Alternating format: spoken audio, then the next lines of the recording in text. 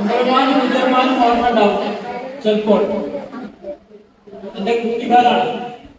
3ാം ക്ലാസ്സിൽ 1 മുതൽ 5 വരെ ഞാൻ പഴങ്ങളുടെ സ്കൂളിലാണ് പഠിച്ചത്. 3ാം ക്ലാസ്സിൽ പഠിക്കുമ്പോൾ അന്ന് സേവനവാരമുണ്ട്. ഒക്ടോബർ 2 മുതൽ ഒരാഴ്ച റോഡൊക്കെ ക്ലീൻ ചെയ്യാൻ സേവനവാരമുണ്ട്. ഈ സേവനവാരം രാവിലെ കഴിഞ്ഞു കഴിഞ്ഞാൽ ഉച്ച കഴിഞ്ഞ് കലാ സാംസ്കാരിക പരിപാടിയാണ്. അപ്പോൾ പഴങ്ങളുടെ സ്കൂളിലെ ഫ്രണ്ടിലൊരു വലിയ ഹാളാണ്. അതാണ് സ്കൂളായിട്ട് വെച്ചിരിക്കുന്നത്. അവിടെ വെച്ചിട്ടാണ് ഈ പരിപാടി. അപ്പോൾ ഞാൻ 3ാം ക്ലാസ്സിലാണ് പഠിക്കുന്നത്. എനിക്ക് ജലദോഷം നല്ലോണമുണ്ട്. മൂക്കിക്കോടി ഇങ്ങനെ പെരിയാറ് പോലെ ഇങ്ങനെ ഒഴുകുന്നുണ്ട്. എനിക്ക് പാട്ട് പാടണം, നിർബന്ധമാണ് എനിക്ക് പാട്ട് പാടാൻ. അപ്പൊ എങ്ങനെ പാട്ട് പാടണം? ഞാൻ സ്റ്റേജിൽ കയറി പാട്ട് പാടിയത് പെരിയാറെ പെരിയാറെ ഈ വലിച്ചൊടിഞ്ഞ്. അപ്പോഴത്തേക്കും മംഗളമാരാണ് കുഞ്ഞന്മാരാണെന്ന് അറിയില്ല, കെട്ടിവെച്ചുകൊണ്ടുവന്ന് മതി എന്റെ പാട്ട്. അതോടുകൂടി എന്റെ പാട്ടിന്റെ അവസാനായി. പിന്നെ ഞാൻ പാട്ട് പാടിയിട്ടില്ല.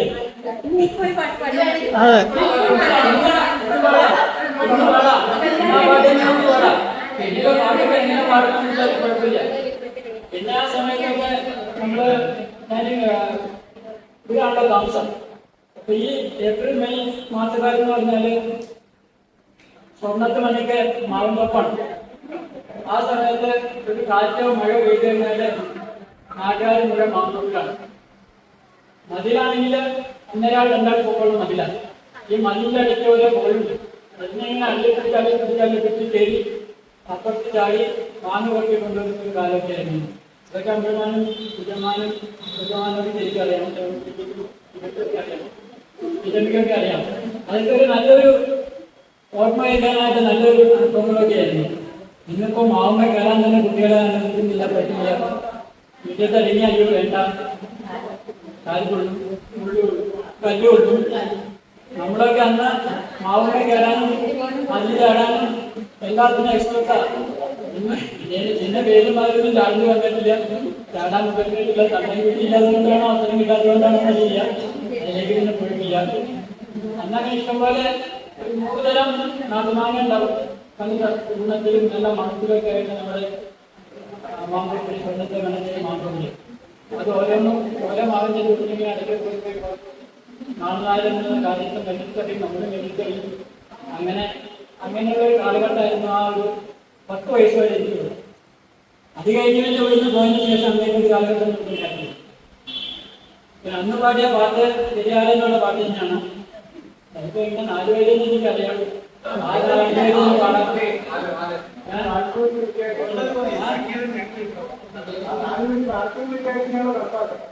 അതെ 400 400 1000 ഒറ്റയ്ക്കൊന്നും കണക്കാക്കാം. കാരണം അത് ആ ഒരു അനുഭവം ഉണ്ടായതൊരു വലിയ കാര്യമാണ്. ഇന്നിപ്പോ അങ്ങനെ ഒരു കാരണവാരോ അങ്ങനെ കാണുന്നൊന്നുമില്ല.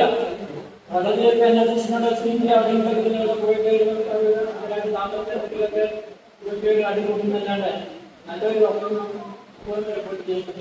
പോയി ആ പാട്ടിലേക്ക് എടുക്കാൻ എന്തായാലും പെരിയാറ് പെരിയാറ് പർവ്വതങ്ങൾ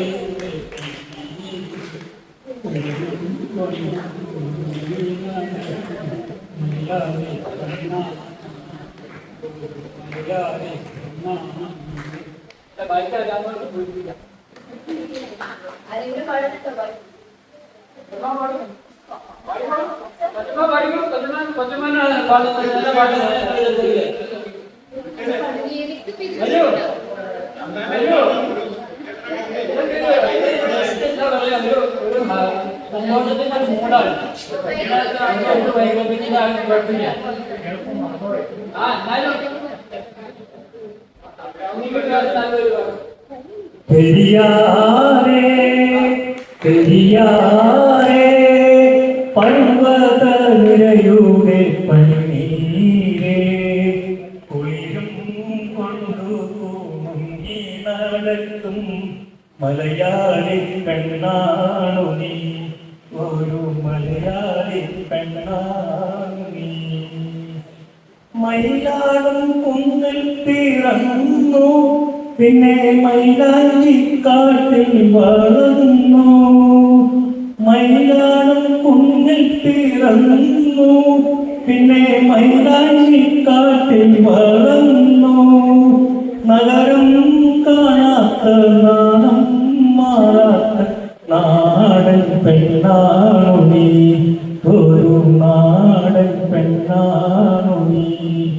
പെരിയാരേ പെരിയാരേ പർവ്വത നിരയുടെ പനിനീരേ, ഒളിയും കൊണ്ടുപോകും ഈ നടക്കും മലയാളി പെണ്ണാണു നീ, ഒരു മലയാളി പെണ്ണാണു നീ.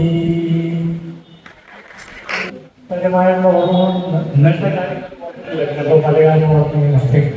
പിന്നെ ഇപ്പോൾ ഓർക്കുന്ന പണ്ട് 3ാം ക്ലാസ്സിൽ പഠിച്ചപ്പോൾ കാര്യമാണ്, കാലൊന്നും പിള്ളേരും 3ാം ക്ലാസ്സിൽ പഠിച്ചപ്പോഴും അത് വെറുതെ എല്ലാം ഉപ്പേരി കെട്ടി ഞാൻ പോയതാണ്. ഒരു ശ്രാദ്ധ ദിനമായിരുന്നു. അപ്പൊ ഇങ്ങനെ അച്ഛനും അമ്മയും മാറ്റിയിട്ടിരിക്കുകയായിരുന്നു. ഉപ്പേരി കൊടുത്ത് അടുക്കളയിലൊരു പൊക്കമുള്ള തിന്നയുണ്ടായിരുന്നു, അത് മൊത്തത്തിരിക്കുകയായിരുന്നു. അപ്പൊ ഞാൻ ആ തക്ക നോക്കി ഉപ്പേരി തിന്നാനായിട്ട് അത് താഴെ വെളിച്ചെണ്ണ ഉപ്പിച്ച് വെച്ചിട്ടുണ്ടായിരുന്നു, എണ്ണ ഒഴിച്ച് വെച്ചിട്ടായിരുന്നു. അപ്പൊ ഉപ്പേരി ഇന്നത് താഴേക്ക് അറിയുന്നതാണ്. കാലം കുട്ടിയുടെ ഉയരെ എണ്ണയിലാണ്, കാലം മുഴുവൻ പൊട്ടിയത്. അങ്ങനെ 3 മാസം തന്നെ ഇപ്പായി. അതായത് ആ വർഷം പരീക്ഷ കണ്ട് പാസ്സാക്കിയതായിരുന്നു, ക്ലാസ്സിൽ ജയിച്ചതായിരുന്നു. പഠിക്കുന്നില്ല അന്നേ അച്ഛൻ അന്ന് ഈ വെള്ളരിപ്പിക്കൊക്കെ ഇട്ടുണ്ടായിരുന്നു ആരെയൊക്കെ. ഉടനെ അതെന്ന് വെച്ചാൽ അതിൻ്റെ ഇതൊന്നുമില്ല, അത് കാര്യപ്പെടുത്തി അത് നല്ല പൊള്ളിയതല്ല. ആ ഒരു ഓർമ്മയുമ്പോൾ അതിൻ്റെ പാഠം കാര്യമാണ് ഇപ്പോഴും. അത് ആ ഓർമ്മയൊന്നും അത് മറക്കാത്തൊരു ഓർമ്മയാണ്. 3 മാസം നിറഞ്ഞ് തന്നെ കഴിഞ്ഞതായിരുന്നു അത് മറക്കുക. പിന്നെ ഉള്ളത് അമ്മയുടെ അടികളെ കിട്ടിയതാണ്. പണ്ടൊക്കെ എല്ലാ ദിവസവും മാല ഇടണമായിരുന്നു. അപ്പൊ മാല കെട്ടി അപ്പത്തിൽ പോയിട്ട് വന്നാലേ കാപ്പി കുടിക്കാൻ പറ്റുള്ളൂ. അപ്പൊ പെണ്ണ പോവച്ചോട്ട് പോകും, കാപ്പി കൊണ്ടേ അവിടെ കൊണ്ട് കളയും, എന്നിട്ട് തിരിച്ചു വരും. അങ്ങനെയായിരുന്നു. ഒരു ദിവസം ഒത്തിരി വൈകി വന്നു. കാവിൻ്റെ കുളത്തില് ആളുകൾ കുറവുണ്ടല്ലോ, 2 മണിക്കൂർ അവിടെ എനിക്ക് പല ആൾക്കാരുണ്ടായി. 1 മണിക്കൂർ വൈകി വന്നപ്പോ അമ്മ പഠിക്കാൻ ഗേറ്റിന്റെ കൂടെ മറഞ്ഞ ഒളിച്ച് കുടിച്ചത് പടിയുടെ ഗേര് ഉടനെ പടിയുണ്ട് 5-6 കഴിച്ചു. അതൊക്കെ എപ്പോഴും ഓർക്കുന്നുണ്ട് ഇപ്പോഴും. അങ്ങനെ ചെറിയ ഓർമ്മകളൊക്കെ ഉണ്ട് മനസ്സിലായി. ഓമനിച്ചിട്ട് അവിടെ കൂടെ ചിരിക്കുന്നുണ്ടല്ലോ, എന്തോ പറയാനുണ്ട്, ഉറപ്പായിട്ടും പറയാനുണ്ട്. മാല കെട്ടിയ കാര്യം ഞങ്ങൾ മാല കെട്ടി രാവിലെ മാല കെട്ടി രാവിലെ കൊടുത്തതിന് ശേഷമേ ചായ കൊടുക്കുള്ളൂ. അപ്പൊ എനിക്ക് ഭയങ്കര മടിയാണ്. ഞാൻ മാല കെട്ടാണ്ട് പകുതി കെട്ടിയിട്ടാണ് മനസ്സിലോട്ട് കൊണ്ടിടും. എന്നിട്ട് നേരെ അമ്പലത്തിൽ ചെന്നിട്ട് തിന്നു പോകും. അപ്പൊ മാല കെട്ടിയിട്ട് നമുക്ക് മടിയാകുന്നതാണ്. അതെന്നെ ഞാൻ നോക്കും. അതിന് അവൻ തട്ടുമൊന്നുമില്ല. പിന്നെ ഓർമ്മ വീട്ടിന് ഞാനാണല്ലോ വരുന്നത്. അപ്പൊ എന്നെ എവിടെയെങ്കിലും കൊണ്ടുപോകാനായിട്ട് ആരും കൊണ്ടുപോകില്ല എന്നെ. അപ്പൊ കൊച്ചേട്ടൻ എന്നോട് പറഞ്ഞു, ഇടയ്ക്കേതായിട്ട് അവരൊക്കെ വെക്കും എന്നോട് പറഞ്ഞു, ഇങ്ങനെ ശുദ്ധീകരിച്ച് കഴിക്കാൻ കൊണ്ടുപോകും, കുട്ടനോട് വെക്കും, കുട്ടനെ കൊണ്ടുപോകണം. ഞാൻ വീട്ടിന് കൂടി ആനുവലിനെ ശുദ്ധീകരിച്ച് കാണാൻ പോകും. തിരിച്ചു വന്നപ്പോൾ 6:30 മണിയായി. ഞാനത് 10ാം ക്ലാസ് 8ാം ക്ലാസ്സിലെങ്ങാണ്ട് പഠിക്കണമുള്ളൂ.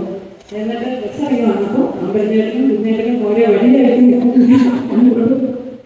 ആ വഴി വാജിന്റെ വഴി വരെ ഞാൻ കഥാനായിട്ട് ഓടി ഓടിക്കൊണ്ടിരുന്നു. ആരോട് ചോദിച്ചിട്ടാണ് പോയെ. പിന്നെ അന്ന് കൊച്ചേട്ടനോട് കുട്ടികളോട് ശുദ്ധീകരിച്ച് കഴിക്കാൻ വിചാരിച്ച് ചിന്തിക്കാൻ അമ്പലത്തിലെ വഴിയൊക്കെ ശുദ്ധീകരിച്ച് കഴിക്കാമെന്നാണ് പറഞ്ഞത്. പക്ഷെ ഞാൻ പറഞ്ഞു അമ്പലത്തിൽ എത്ര പേരൊക്കെ കാണാൻ തോന്നുന്നു. ഇതൊക്കെ ഭയങ്കര ഓർമ്മകളാണ്.